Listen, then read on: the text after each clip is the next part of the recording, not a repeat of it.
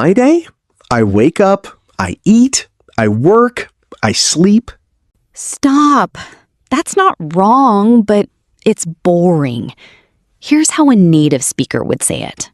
This morning I hit snooze, grabbed a quick breakfast, and headed to work.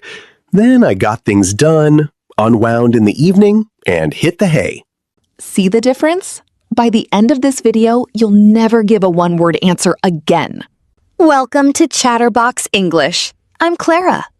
And I'm Leo. We use neutral English. Hit subscribe and the bell. It helps us make more free lessons. Comment below. What's the first thing you do every morning? Most people say, I turn off my alarm. But a native speaker says, I hit snooze at least twice. Then I wash my face. Cold water wakes me up. After that, I have a quick breakfast, banana and coffee. Then I get ready. Shower, brush teeth, get dressed. That whole sequence is my morning routine. Now, how do you get to work or school? That's your commute. My commute takes 30 minutes by bus, but during rush hour, it's very crowded. It can be a nightmare. Sometimes I'm running late. I arrive after the expected time. Last week, I actually overslept because I hit snooze 5 times. I was so running late, I forgot my coffee. Never again. Let's say these together.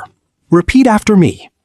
Hit snooze, wash my face, quick breakfast, get ready, morning routine, commute, rush hour, running late.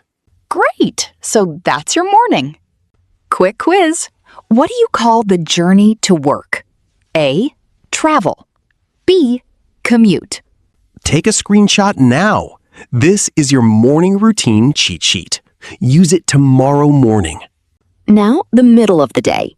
You can say, I had a busy day, or it was a quiet day. At work, you might attend a meeting. Or you work on a report. Spend time and effort. Don't forget to take a break. Stop working for a short rest. Don't forget to take a break. Stop working for a short rest. When you finish your tasks, you get things done. Very satisfying. But sometimes you feel drained, like a phone with 1% battery. Problems can come up last minute, appear suddenly before a deadline.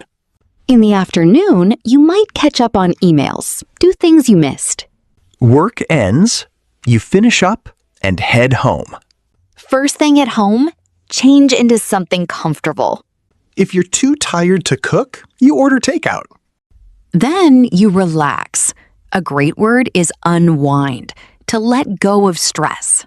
Before bed, you wind down. Slowly prepare for sleep. Instead of I go to sleep, say hit the hay, a fun way to say go to bed. Repeat after me. Finish up, head home, change into comfortable, order takeout, unwind, wind down, hit the hay. Take a screenshot now. This is your evening cheat sheet. Now let's put everything together. Listen to Clara describe a normal, simple day. This morning, I hit snooze once.